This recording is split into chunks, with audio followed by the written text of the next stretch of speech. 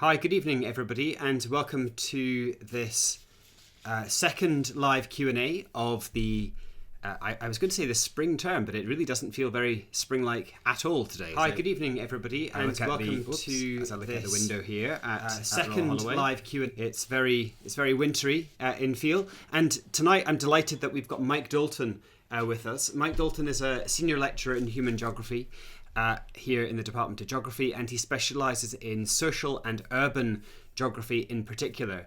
And Mike, as many of you will have seen, gave a brilliant lecture last week looking at kind of contemporary urban environments, new urban challenges, and speaking about place making and identity and gentrification and urban governance and all kinds of really important contemporary urban issues. For those who weren't here able to join last week, Mike is going to give a quick summary. But first of all, Mike, do you want to just kind of introduce yourself and say a little bit about what we hope to achieve this evening? Hi, as Al says, I'm Mike Dolton.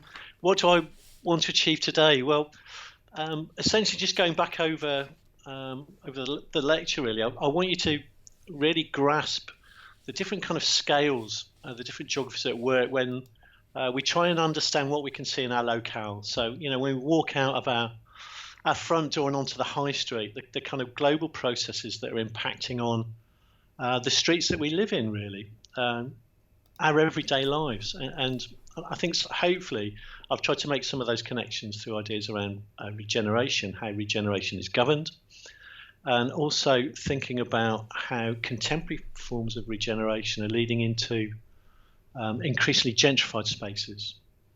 Brilliant. And I think carry on. Sorry. No, Mike, that's going to be absolutely fantastic, because I know that those issues that you are talking about and that you're expert in are really relevant to both GCSE and to A-level students in the UK. So to hear more, to hear you talk in greater depth about those topics, I know will be of real interest to teachers and students alike. And I think it's also worthwhile just saying to people that you have also prepared a teaching resource that's now available on our Teacher Hub. So that accompanies this Q&A and the lecture that you gave last week, and we'll give out details of that right at the end of this of this session. Yeah. So I forgot to introduce myself at the start. So I'm Dr. Alistair Pinkerton. I'm a reader in geopolitics in the Department of Geography here at Royal Holloway, and I also happen to be the Director of Recruitment for the department too. So it's fantastic that so many of you have been able to join us in this series so far. Mike, let me turn back to you. Can you perhaps, for those of you people who weren't here last week or who just need to be reminded, can you perhaps just run through some of the key highlights of last week's lecture for us once again? Okay. Thanks. So we started off thinking about what regeneration is. So basically revitalising our neighbourhoods, making them a bit more sparky and a bit more shiny. And, the idea is to make them better places for us all to live in. And that can be around economic regeneration, but also the kind of beautification of our spaces, making them places that we just feel kind of happier being in. I think that's also part of what regeneration could be about, should be about, and hopefully is about. It's not always the case. I then linked regeneration to ideas around governance, as I was just saying. Who's able to decide on what kind of regeneration is appropriate, for the particular locale? And that might be, again, influenced by the need for economic growth. It might be to address local housing conditions, the local high street, all sorts of local infrastructure, for example. So clearly, who's responsible for regeneration is important. I know that at A level you do look at what governance means, and quite often we think of governance in terms of the local government or the central government, public administration governing those spaces. But clearly, there's a number of other actors now involved in the governing of spaces. At a global level, we looked in the lecture at global speculative investments, but also we need to think about who some of the other actors are. So it could be, what role do local communities play in governing their own spaces? And I think that's really important too. So we used 9 Elms, which is ongoing as a classic kind of form of what's been termed super gentrification, and again that throws up some problems around the kind of rather simplified notion of what gentrification is. In the lecture, we looked at how Ruth Glass, for example, came up with the idea when she was looking at more kind of gentle processes of gentrification in central and west London, around Ladbroke Grove, around Kensington, and she saw that professional classes were moving in over time, and that gradually impacted kind of housing structures, the quality of housing, the value of housing, and the value also of other kind of resources that we take for granted, things like shops, restaurants, etc. And as values rose, we saw people with lower incomes gradually being pushed out of those spaces. But it feels almost, it'd be interesting to see what viewers think about this idea of it being almost more of a kind of natural process of cities constantly changing, moving, evolving through time and space. We then looked at Nine Elms and thought how this is a kind of new form of gentrification, isn't it? So the local state bringing in global capital really to transform a space and pursue economic development really through that gentrification. So it's a kind of state-led gentrification, and also what geographers like Loretta Lees have talked about being this kind of super gentrification. Very different to the gentrification that Ruth Glass saw back in the 50s and 60s. So there are these different forms of gentrification at play, often working in combination, that I think it's important for us to understand, observe, make sense of. And last but not least, we looked at where does the community fit in? In these forms of gentrification, quite often the community will be consulted, and consultation's a really important part of regeneration processes and policies, not only in the UK, but increasingly at a global level. But where does community fit in? Are their voices heard and acted on? And that's important. And we're going to talk about the Cressingham Gardens case study a little bit later. I'm very conscious that I've kind of based the talk around London, but clearly these are, global processes, and maybe we can pick up on that, through this discussion tonight. So that pretty much encapsulates it, I think. Oh, brilliant, Mike. That's a super summary, and I think you've made it really vivid for us, the different kind of forces that are propelling urban change or at least some of the forces that are propelling urban change in the early 21st century. And we've had lots of questions that have come in over the past week, and I'm going to put some of those to you, if I may. And indeed, fire away. I will also I'd love to see what people think. That's great. And I'm also just monitoring the comments in the sidebar on Facebook as well. So if any other questions come in, please feel free to ask, and I'll put them straight to Mike. So, Mike, I'm really interested in, and I think a lot of people at home are really, really interested in gentrification, probably because it's something that they can all see in the communities around them. It's something that they study theoretically and conceptually at A-level, but it's also something that is existing in almost every community in the country, at least to some extent. And let's face it, if it's not happening in your community, we see it all the time, don't we? Encouraged on television programs and all kinds of things like that as well. So in terms of those two different almost kinds of gentrification that you were talking about, the glass style gentrification. Can you just tell us more about that theory and that concept and those observations that were being made back in the 1950s and 1960s? What we might think of as a slightly more organic kind of gentrification.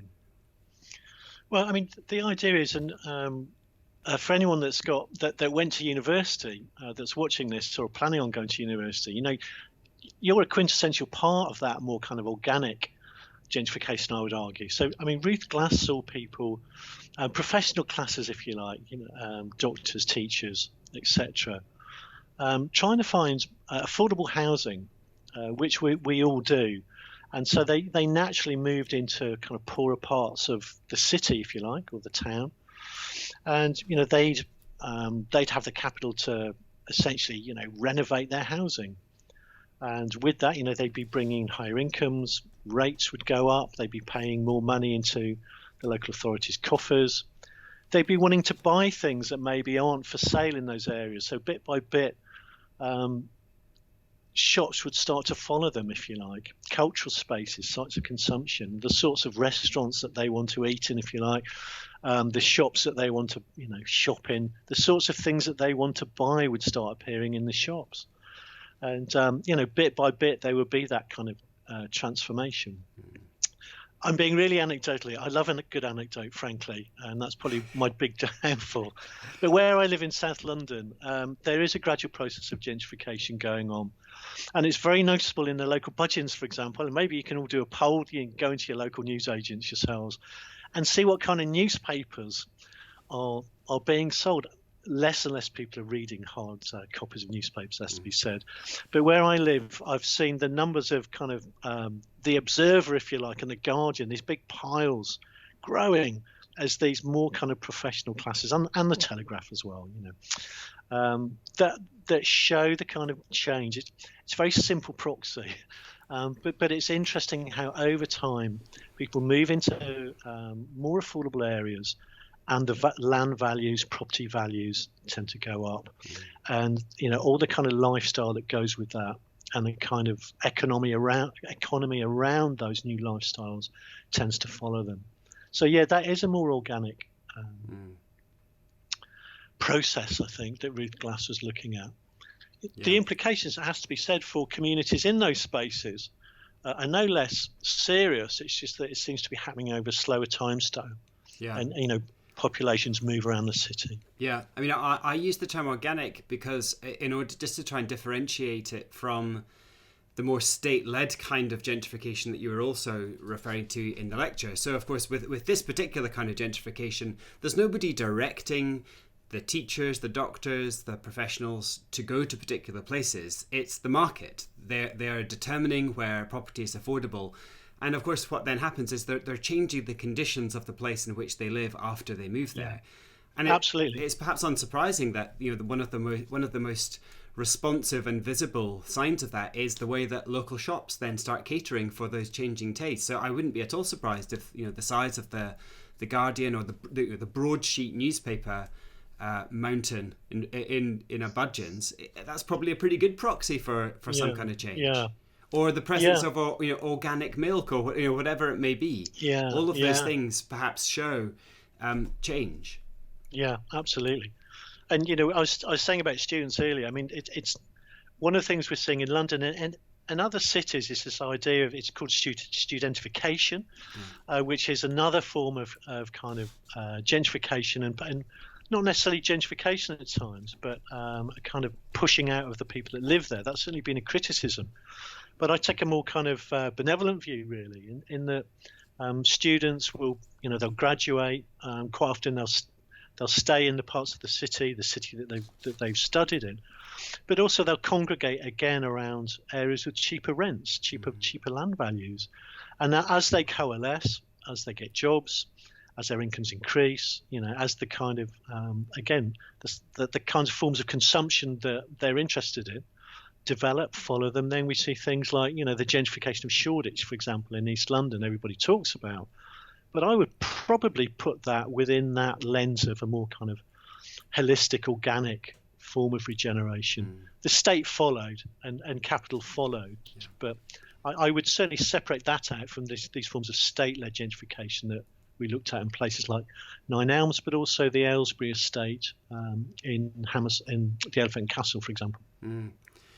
And if you think about a city like London, London arguably has undergone a kind of hyper gentrification, by comparison to other British cities, because of just the intensity of capital that's available. So going back, thinking about Notting Hill in the 1950s, 60s, and 70s was quite a marginal neighbourhood, and of course it famously became somewhere where Irish immigrants would settle, and increasingly Caribbean immigrants into the UK would settle after the 1960s. And then when you think about Notting Hill now and the transformation that space has undergone, that must be one of the neighbourhoods that first, at least in the modern context of gentrification post Ruth Glass, it's probably one of the original neighbourhoods that's undergone that gentrifying change. Yeah, absolutely. And that's certainly something that Ruth Glass picked on, yeah. Yeah.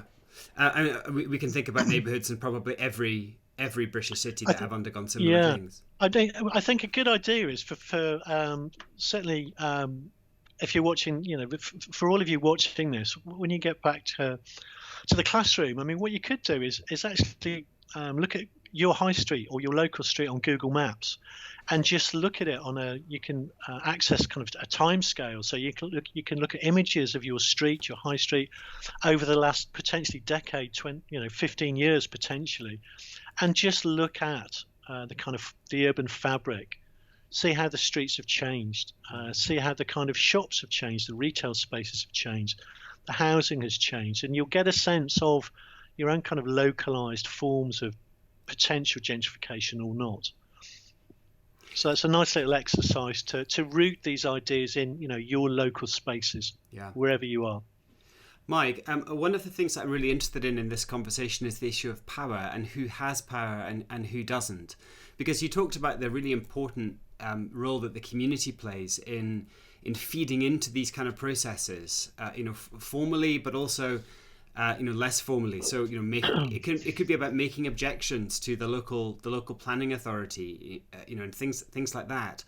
But I wonder, in terms of power, where do you see that sitting, or what are the challenges that people face in exercising their power these days?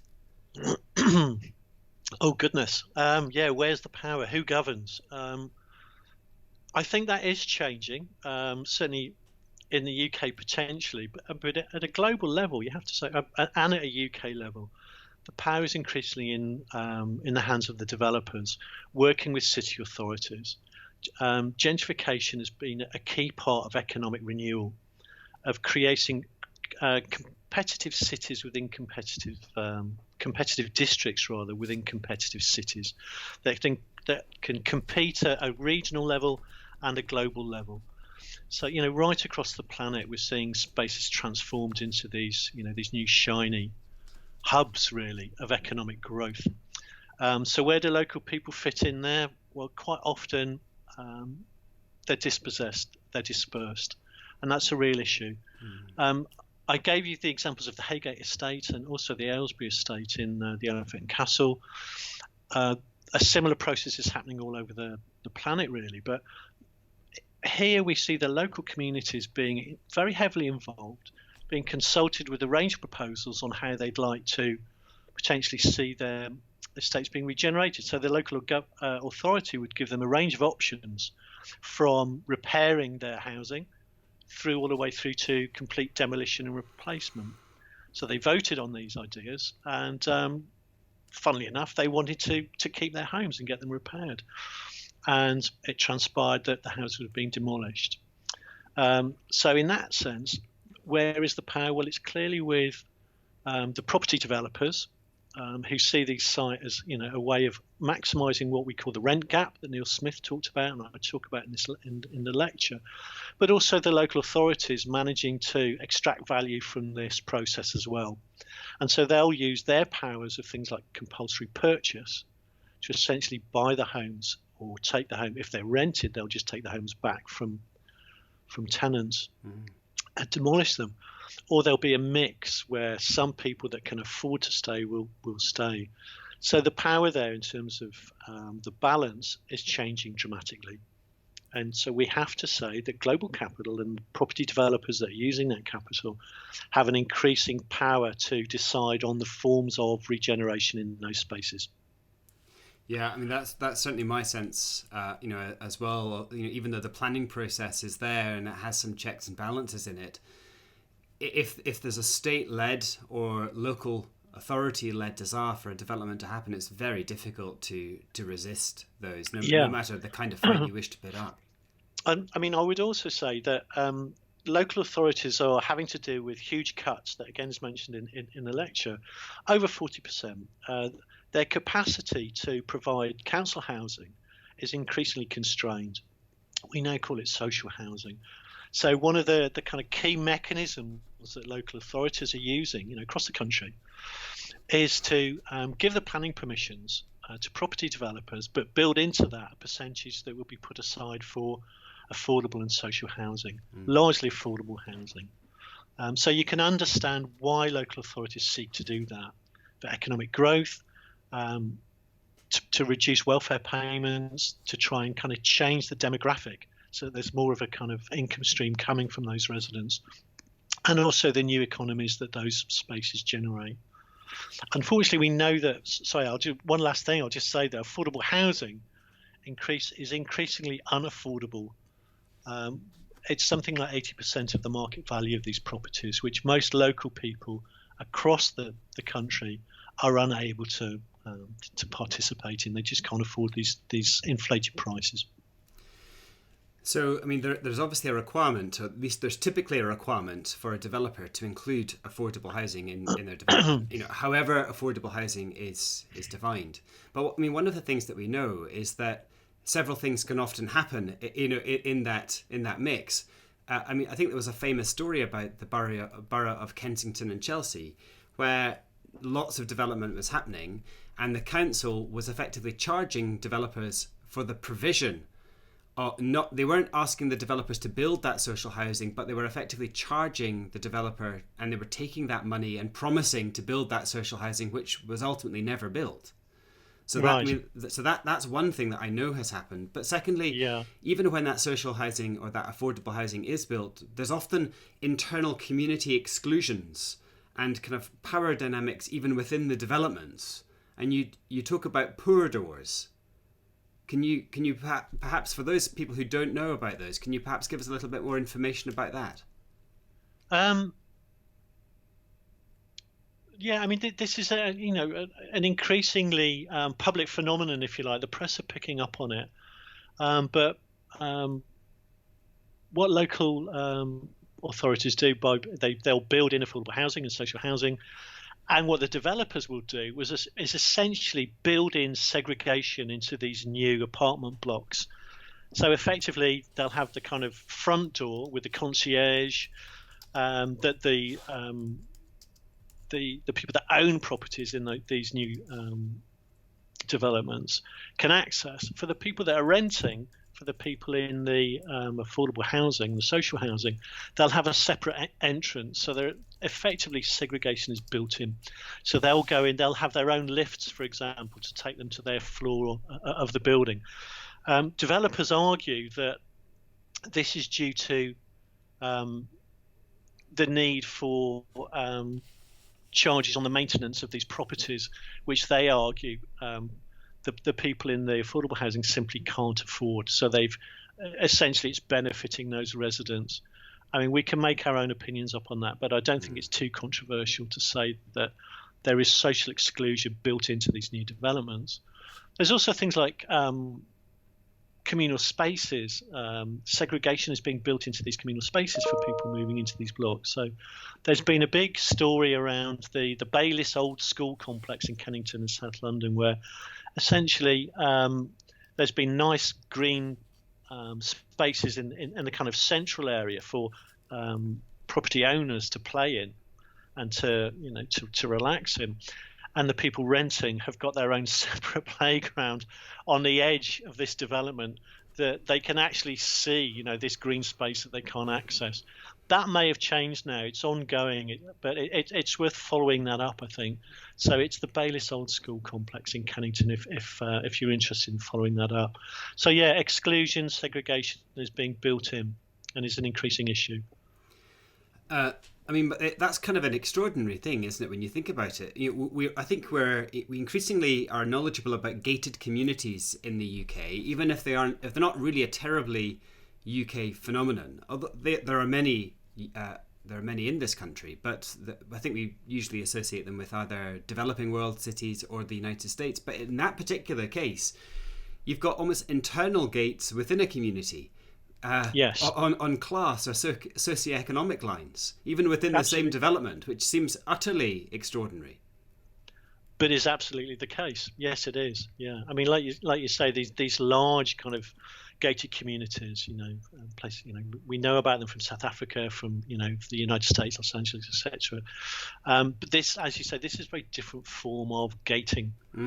Of segregation, effectively. That's what it is. Yeah, and boundary making between class and socioeconomic. Absolutely, it is all based on class. an income. And I know Robert Jenrick at the moment, who's in charge of housing. He's been looking at it, but nothing much has happened, and we shall see. Things change, so let's see. I'm hopeful things will change, but that certainly doesn't seem to be the case. I know James Brokenshire, who was Minister for Housing, pledged to remove the pool doors and the segregated play areas, but that doesn't seem to have happened yet. Very interesting. Well, we will watch this space. And actually, there's a couple of questions that have come in, I'm delighted to say, which are related to the issue of change. So Lynn Katrina, for example, asks, and she's asking you to undertake a little bit of futurology here, Mike, if you would. Oh, heck, okay. So I'll just get my crystal ball out if I have it. How will the capital investment, presumably of large international finance companies, be impacted with changing work patterns post-COVID? Will regeneration still be developer-led in inner cities if people are moving out of cities to the rural-urban fringe? Which is actually a really interesting question, given the kind of speculation that there is at the moment about potential changing urban patterns post-COVID. Yeah. Oh, goodness me. I mean, that's such a good question. I mean, what we might see is, that process of gentrification moving out of city centres. What we've seen is a real process of, some people call it revanchism, essentially the kind of middle classes, to put it crudely, grabbing the inner cities and pushing up property values there. So what we might see is, I wouldn't call it a suburbanisation. I think that idea of the rural and urban becoming increasingly kind of, what's the word really? Joining together in many ways. It's going to be increasingly harder to differentiate, I think, between the rural and the urban in that sense. I think it's worth remembering that a lot of this super gentrification is about parking money. It's not necessarily about people living in these units and these properties. So it'd be interesting to see how global capital reflects on these sorts of changes when the primary reason for buying a lot of these properties, these super gentrified spaces, like the Acon building that we looked at, isn't really about living in them. It's about parking your money. It's what's been called a kind of secondary circuit of accumulation that people like geographers like David Harvey talk about, where it's a new way of investing money, making money grow, soaking up surplus capital, essentially. Yeah. But I don't have the answer to that. But certainly properties prices will rise in these rural areas, and we're already seeing that. We absolutely are. I happen to live. Mike is in central London at the moment. I'm out here in Egham where Royal Holloway is, and already around here property prices are rising because the demand for living in a kind of semi-suburban, semi-rural area is increasing. And if that happens, the same process that we've already seen happening for the past 50 years in central London would surely follow, that property prices rise, shops respond, or maybe they don't anymore. Maybe that's one of the big changes here, because there's so much online purchasing that's now done. Yeah, certainly. Again, I'm originally from rural Shropshire, and some of the villages where I live, people are moving out of London. They're not even commuting, and they're working from rural Shropshire in the London economy, effectively. Absolutely. I think it's worth reflecting on how high streets clearly are in a phase of transition, and in terms of gentrification, if that happens, what we're seeing is particularly kind of service sectors doing very well. Things like the coffee shop and the craft bar, it has to be said, rather than retail spaces. So that's kind of playing out in a different way. But yeah, absolutely. We'll see more of a kind of Ruth Glass form of gentrification, I think, in rural areas potentially. That's really interesting. And I think, this is just, of course, why geography is still such a vital and an important subject, that we can see these moments of change then often lead to a recurring of geographical processes that have already been well observed from different places transported. But Mike, we have another question. Okay. This is from Joanne Osborne. And Joanne is asking, is community-led housing the answer to the problems of providing adequate social housing? So I don't know if community-led housing is a term that you would recognise, but clearly this is an opportunity to put the community right at the heart of decisions about housing provision. I think the answer is no. unfortunately, but some really interesting community-led housing projects going on. The community housing trusts, they're growing, where communities will form kind of community banking, really community financing to, with help from landowners to create their own housing and maintain those housing, sell them at levels that reflect average wages at the local level. And when people sell them on, they need to sell them on at the average wage, essentially. So no one's profiting out of those housing. They are profiting, actually, in the sense that they're gaining a home. So, there's another way of thinking about value that's really important here. So community housing, yes, it's going to grow. It is growing. But we need to be housing. I mean, the numbers that we need to build is debatable, but certainly it's been identified at least 250,000 new homes a year. And community just can't fill that void. But hopefully we will see communities being more and more involved in at least the regeneration of their own communities. I know that Sadiq Khan, as the Mayor of London, has brought in a regulation in London now where housing can't be demolished in what was formerly council housing without the actual residents voting as a majority to demolish. So that's something, again, in terms of community-led, in terms of what form regeneration can take. I hope that answers the question. I think it's not a happy answer. No, but it's a nuanced answer, and I think what you're saying is that community-led housing, it can play a part, but it can't be the complete answer. It's part of a mixed economy of housing provision that we need to have in order to achieve the 250,000 plus new homes per year. I don't think it's purely in terms of the capital that's needed to fund this major housing programme, to address the housing crisis. Yeah. Mike, can I just turn back? So we've kind of covered off, I think, the kind of organic... and Joanna's just saying thank you for that answer. I think that. And I hope it helps, Joanna. It's not a happy answer, but I hope it helps. Sorry, Al, go on. No, I'm sure Joanna, and Joanne, feel free to ask anything else, or just let us know if you want me to push Mike in a particular direction on that. But I think we've kind of covered off some of that organic gentrification, the Ruth Glass style gentrification. But I think I'd just like to try and push a little bit further on the more state-led kind of gentrification that we're seeing in developments such as Nine Elms, for example. Can you just tell us, so what role would you argue the state plays in that?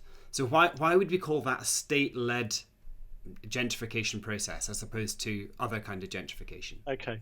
Again, this is a rather London-specific answer, but hopefully there are similar patterns and processes, well, there are elsewhere. In the case of Nine Elms, it's worth going back to the year 2000.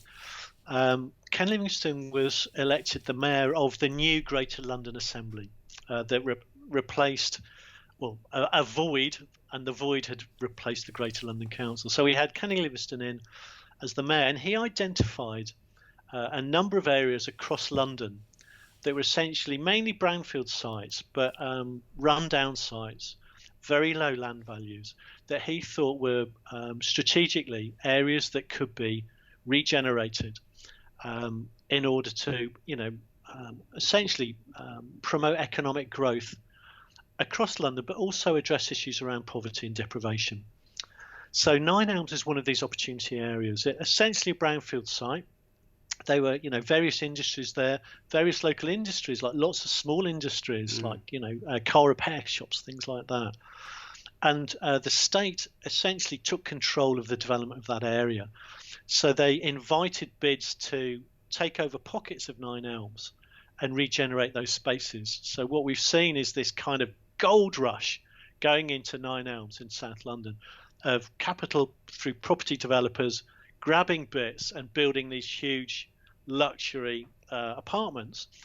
Not all, it has to be said. Berkeley Homes have got the Riverlight Studios. One of those blocks is dedicated to more affordable housing, it has to be said.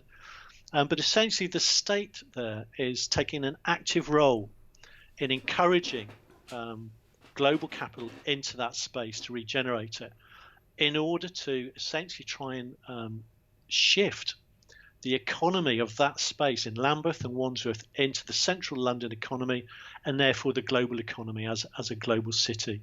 So that is where the state is leading regeneration there.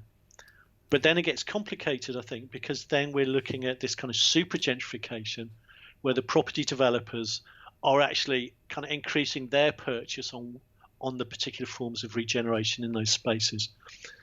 Mike, that's really interesting. So I think we so often associate gentrification purely with capitalist forces, whether that be individuals buying up property or multinational corporations or equity firms or whatever pumping money in. But in this particular case, it was the Greater London Assembly and its successor institutions that kind of rationalised the space, that bought up and aggregated all of those different land titles into a unit that could be developed. Is that right? Well, they didn't actually buy the spaces up. What they did was open them up to property developers and speculators to buy. So they would relax the planning regulations on those spaces. And clearly the people that own those sites saw these potential investors coming in and thought, oh, great, we'll have some of that.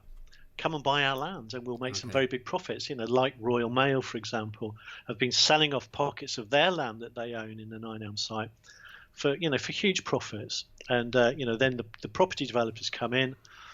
Quite often, once the properties have been built, they'll then sell them on to, again, pension funds, etc., to global money.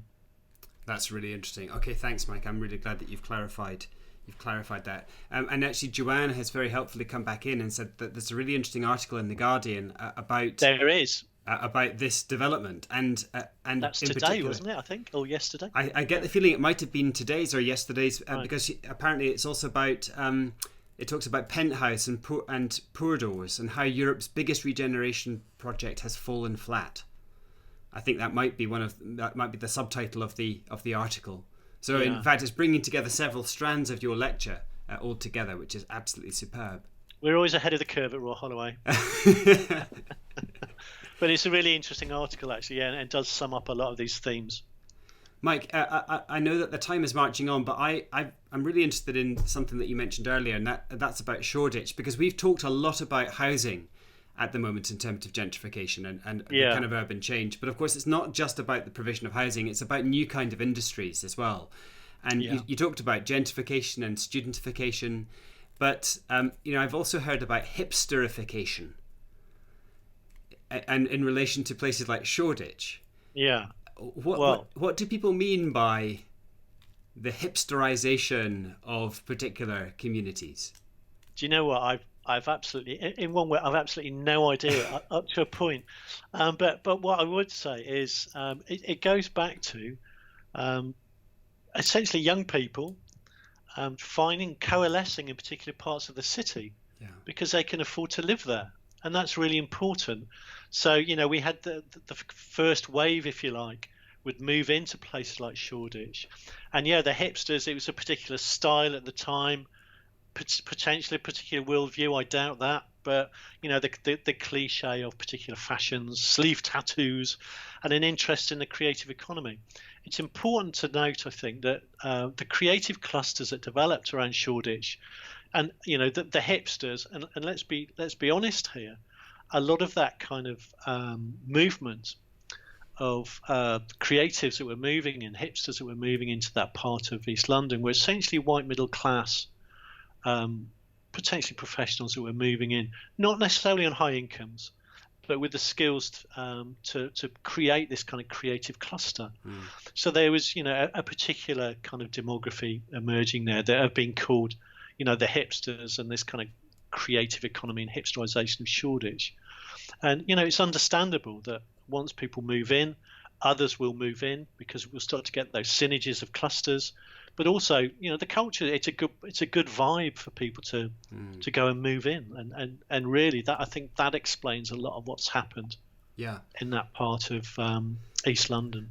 And it's about housing, of course, but it's also about businesses. So as you say, that creative economy drive, and suddenly you've got lots of different businesses that are propelling one another, and you can suddenly develop this cluster, as you say, of creative, high-tech, AI industries in a particular place.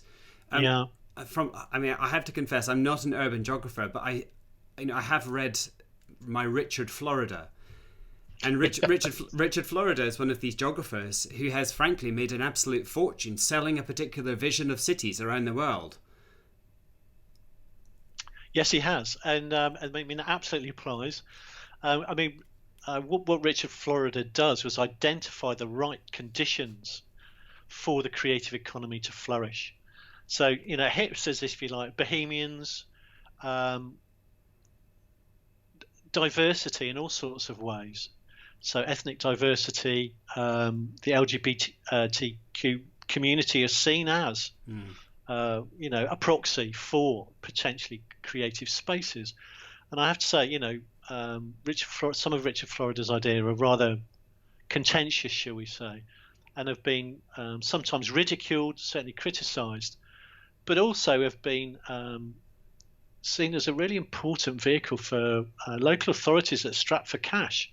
They'll see this recipe, literally, of how to create these creative clusters and essentially, potentially gentrified areas, because again, they're strapped for cash. So if they can bring in these clusters without significant outlay, it makes sense to them to try and create these creative clusters and the associated gentrification that goes with them. Yeah. And you're absolutely right. He has kind of sold a recipe, from what I understand, to cities around the world, and he's paid a rich consultancy fee wherever he goes. Absolutely. And there's no evidence I'm aware of. If any of viewers have got evidence of it, send it in, and we'll look at where his recipe has been triumphant. I'm not convinced that it's a recipe for success everywhere. It may be in some spaces, but there we are. Yeah, I mean, I don't know where it's been triumphant, but I know that he has applied this to, Sydney and Melbourne, and I was in Glasgow a few years ago, and the city leaders there were talking about Richard Florida and his ideas. And you're right, they were also talking about, they were calling it the pink pound, but they were effectively talking about the LGBTQ plus community as being a kind of proxy for creativity. Absolutely. That if they could create the conditions in which that community felt comfortable to settle, then this could lead to urban change. Absolutely. And I think it's been they've been transforming waterfront spaces in every city, almost across the planet, really, certainly across the UK. And there's been state-led intervention here to regenerate those spaces, to gentrify those spaces, particularly using the creative industries. I think it's worth adding that for the creatives, the hipsters, if you like, that moved into Shoreditch, significant numbers are having to move elsewhere, places like Margate, places like Croydon, because, if you like, big industry has followed them in, and you can understand that. But again, it's that knock-on effect of property prices going up, rent values going up, and for the small and medium enterprises, that could be almost too much. So they've found themselves having to relocate. So this is kind of, push and pull effect going on across our cities.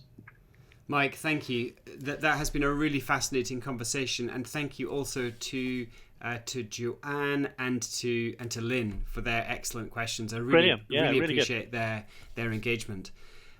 Mike, thank you. Now, this is the second of the live Q&As for this particular season, and we have more coming up, but I want to just share with you a little bit of extra information.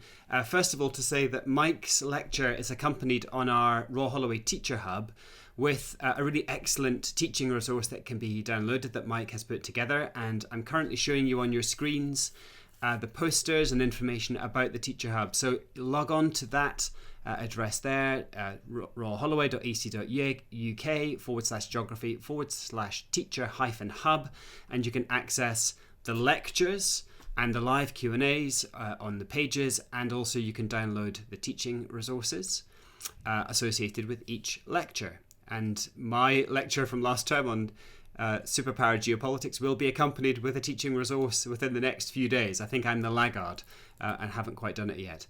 And then sorry, Mike, come in. Well, I would welcome feedback from teachers. I hope they work well. The exercise on Cressingham Gardens. Feedback will be welcome, because obviously we're not quite second guessing how it will work in a classroom environment. But feedback is always welcome to kind of make it more focused if needs be for the needs of AS level students. I would also say that it's ongoing, Cressingham Gardens, so it's live and very much a real story. So we need to be careful how we think about the residents living in Cressingham Gardens and the dilemmas that they face, but also have a look at the extraordinary potential that some of their ideas, their innovativeness, I think, maybe goes back to the earlier question from Joanna about the potential of community-led forms of regeneration. Actually, Joanna just added an extra comment in that it just says, thanks so much. That was super interesting. That's down to you, Mike. And I'm loving these resources. They're really helpful for the slightly killer topic of regenerating places at A-level. Right. And I know, we've spoken to quite a lot of teachers over the past few months, and I know that some of the topics at A-level are, like identity and place and sense of place and that kind of thing, and regenerating places can be a little bit difficult in order to make sense of to A-level students. So I'm glad that these are proving helpful, and I think in the spirit of collaboration, I just echo what Mike has said. We are really happy to work together with teachers in order to produce resources Absolutely. That are genuinely helpful to you and to the broader teaching community, and I think that's the spirit in which we are engaging with this.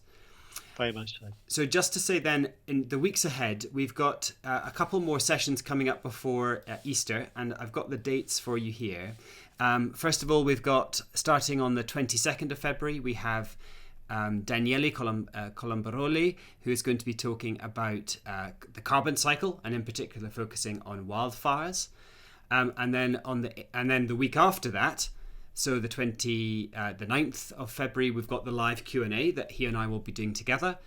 And then we have, on the 8th of March, we have Professor Catherine Brickell talking about modern slavery and reflecting on her work on an amazing project called the Blood Bricks Project, which was an incredible project and actually won the Times Higher Education Project of the Year just a few months ago. It's absolutely super, and I think you'll all get a lot out of that as well. And similarly, the week after, I'll be doing a live Q&A with Catherine on the Facebook page as well. So that's the plans for the next few weeks. Mike, thank you again for your time this evening. It was really fantastic. And everyone at home, thanks so much for watching. Lynn and Joanne and all of the others who have been watching this evening, thanks very much for your input. All the best. And we'll see you again very soon.